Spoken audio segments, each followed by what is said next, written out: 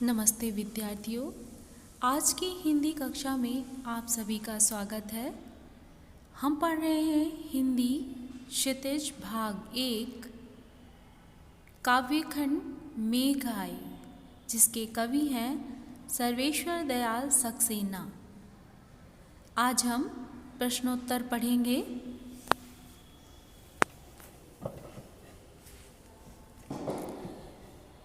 मेघाई कविता में पहला प्रश्न है, बादलों के आने पर प्रकृति में जिन गतिशील क्रियाओं को कवि ने चित्रित किया है उन्हें लिखिए। कि बादल जब आते हैं तो प्रकृति की कौन कौन सी चीज़ें क्रियाशील हो जाती हैं। बादलों के आने पर प्रकृति में निम्न गतिशील क्रियाएं हुई। बादलों के आने की सूचना बयार नाचते गाते हुए देती चलती है। उसके आगमन की सूचना में घर के खिड़की दरवाजे खुल जाते हैं। पेड़ों द्वारा मेहमान को गर्दन ऊंची कर देखना। पेड़ गर्दन ऊंची करके बादलों की सुंदरता को देखने लगते हैं।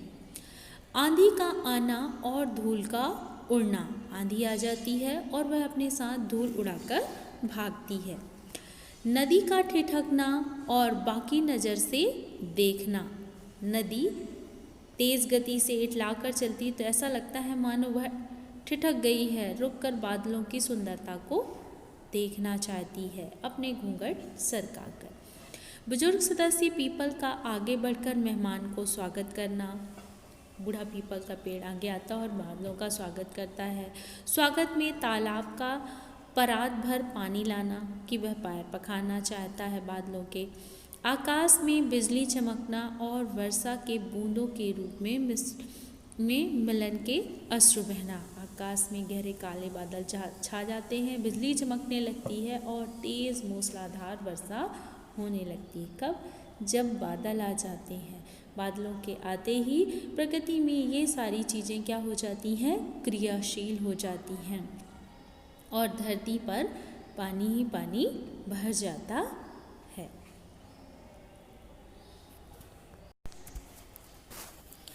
इसके बाद अगला प्रश्न आपका है, निम्नलिखित किसके प्रतीक हैं?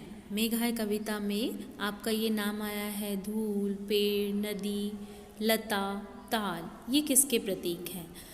धूल स्त्री अर्थात युवती का प्रतीक है, जो बादलों को देखकर आगे आगे शर्माती हुई भाग रही है। पेड़ नगरवासियों का प्रतीक है, जो बादलों को देखकर झुककर उनका स्वागत करते हैं नगर में।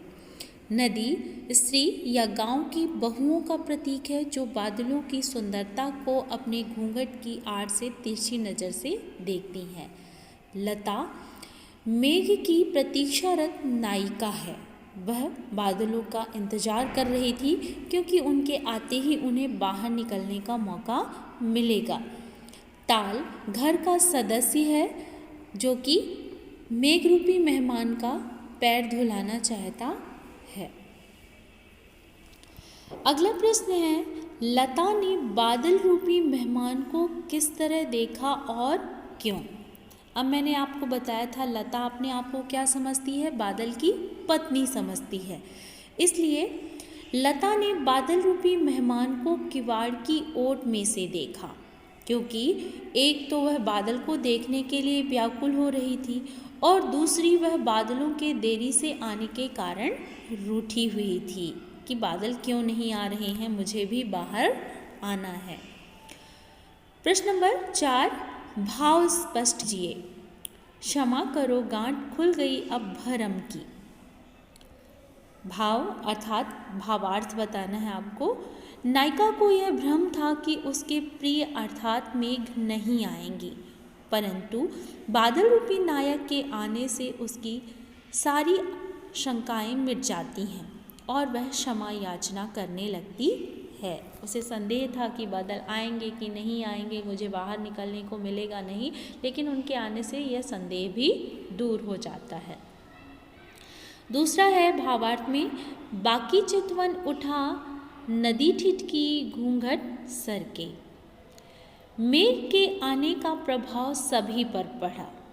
नदी ठिठक कर जब ऊपर देखने की चेष्टा करती है तो उसका घूंघट सरक जाता है और वह तिरछी नज़र से आए हुए आगंतुक को देखने लगती। ऐसा लगता है मानो वह तिरछी नज़र से घूंघट सरकाकर उन्हें देख रही है।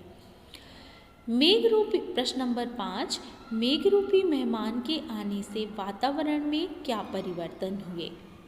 मेघरूपी मेहमान के आने से हवा के तेज बहाव के कारण आंधी चलने लगती है, जिससे पेड़ कभी झुक जाते हैं तो कभी उठ जाते हैं, दरवाजे खिड़कियां खुल जाती हैं, नदी बाकी होकर बहने लगती है तेज़ गति से क्योंकि उसमें भी बहुत सारा पानी आ गया है। पीपल का वृक्ष भी झुकने लगता है, तालाब के पानी में उथल पुथल होने लगती है, अंत में आसमान से वर्षा होने लगती है। तो ये है वातावरण में परिवर्तन। प्रश्न नंबर 6, मेघों के लिए बन-ठन के सवर के आने की बात क्यों कही गई है? कविता में मेघों में सजीवता लाने के लिए बन-ठन कर बात कही गई है। जैसे मनुष्य की क्रियाएं होती हैं, कवि ने वैसे ही बादलों की क्रियाओं को पाठ में प्रस्तुत किया, इसलिए बन-ठन कर प्रयोग किया। तो जब हम किसी के घर बहुत दिनों के बाद जाते हैं तो बन सवर कर जाते हैं, ठीक वैसे ही बादल भी बन सवर कर गए हुए हैं या आए धरती पर आए हुए हैं। कविता में आए मानवीकरण तथा रूपक अलंकार के उदाहरण खोजकर लिखिए। तो मैंने आपको बताया था कि कविता जो पूरी है वह मानवीकरण अलंकार ही पर आधारित है, क्योंकि जो बादल है वह प्राकृतिक चीज़ें हैं और मानवीकरण अलंकार की परिभाषा ही होती है कि प्रकृति की चीज़ों पर जब मनुष्य की क्रियाओं का आरोप किया जाता है तो वहाँ पर मानवीकरण अलंकार होता है। तो यहाँ पर मेघ आए बड़े बन-ठन के सवर के, मनुष्य बनता ठनता है, तो यहाँ पर मेघों को बना ठना बताया गया है।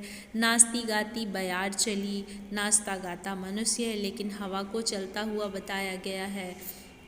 पेड़ झुक झांकने लगे, मनुष्य झुकते हैं और उठते हैं लेकिन यहाँ पर पेड़ों को झुकता हुआ और उठता हुआ बताया गया है। धूल भागी घाघरा उठाए, धूल मनुष्य जो औरतें होती हैं, महिलाएं जो घाघरा पहनती हैं वो घाघरा पकड़ती हैं, वस्त्र पहनते हैं, लेकिन यहाँ पर धूल को बताया गया है। बाकी चितवन उठा नदी ठिठकी, नदी का ठिठकना, तिरछी नज़र से देखना, ये सारी चीज़ें कौन करता है? मनुष्य करता है, लेकिन यहाँ पर कवि ने नदी के लिए बताया है। बूढ़े पीपल ने जुहार की, स्वागत किया, तो मनुष्य स्वागत करता है, लेकिन यहाँ पर पेड़ को स्वागत करते हुए बताया गया है। बोली अकुलाई लता, व्याकुल मनुष्य होता है लेकिन यहाँ पर लता को व्याकुल होता हुआ बताया गया। हर्ष आया ताल लाया पानी परात भर के, मनुष्य परात लाता है, पैर धुलाता है, लेकिन यहाँ पर कवि ने तालाब को ऐसा करते हुए बताया है। और रूपक अलंकार है कि जब किसी वस्तु पर आरोप लगा दिया जाता है कि नहीं यह ही निश्चित वस्तु है, तो ऐसे ही जो छत है, छत पर काले बादलों का छा जाना, आरोप लगाया गया है कि अटारी पर, छत पर गहरे काले बादल आ गए हैं, तो काला रंग का गहराई में हो जाना ही क्या है? आरोप लगाया गया, इसलिए वहाँ पर भी रूपक अलंकार है। और दामाद पर ऐसा आरोप लगाया गया है, मनुष्य पर आरोप लगाया गया है, बादलों पर पाहुन के गहरे काले होने का आरोप लगाया गया, इसलिए यहाँ पर रूपक अलंकार है। तो आपको यदि परिभाषा याद होगी तो आप क्या करेंगे? इसे अच्छी तरह से पहचान जाएंगे। अनुप्रास अलंकार का भी उदाहरण मैंने आपको कई जगह बताया है कि जहाँ पर एक ही वर्ण की आवृत्ति बार बार हो वहाँ क्या होता है? अनुप्रास अलंकार। तो कई जगह यहाँ पर अनुप्रास अलंकार भी है। प्रश्न नंबर 8, कविता में जिन रीति रिवाजों का मार्मिक चित्रण हुआ है, मार्मिक मतलब हृदय को छूने वाली बातें कही गई हैं, उनका वर्णन कीजिए। गांव में मेहमान चाहे किसी के भी घर आए, परंतु उत्सुकता और उल्लास पूरे गांव में होता है। सभी लोग अपने अपने तरीकों से मेहमान के स्वागत में जुट जाते हैं। गांव की स्त्रियां मेहमान से पर्दा करने लगती हैं। बुजुर्ग झुककर उनका स्वागत करते हैं और पैरों को धोने के लिए परात में पानी लाते हैं। इसी प्रकार से इस कविता में कुछ ग्रामीण रीति रिवाजों का चित्रण हुआ है। सभी के द्वारा स्वागत करना, उनकी खबर देना, प्रसन्नता का वातावरण छा जाना।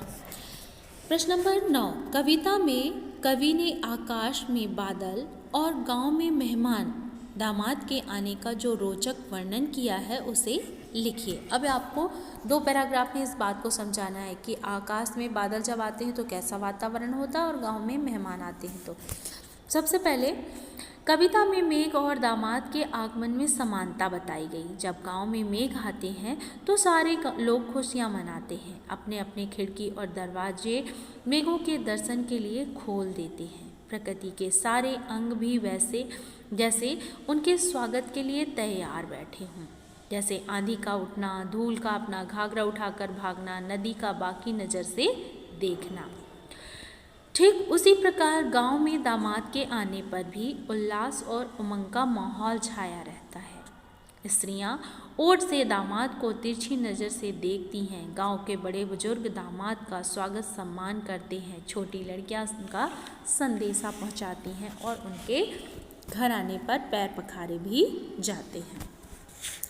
प्रश्न नंबर 10, काव्य सौंदर्य। काव्य सौंदर्य में मैंने बताया था आपको इसका भावार्थ और इसमें जो व्याकरण निहित होता है वो बताना होता है। प्रस्तुत पंक्तियों में पाहुन अर्थात दामाद के रूप में प्रकृति का मानवीकरण हुआ है।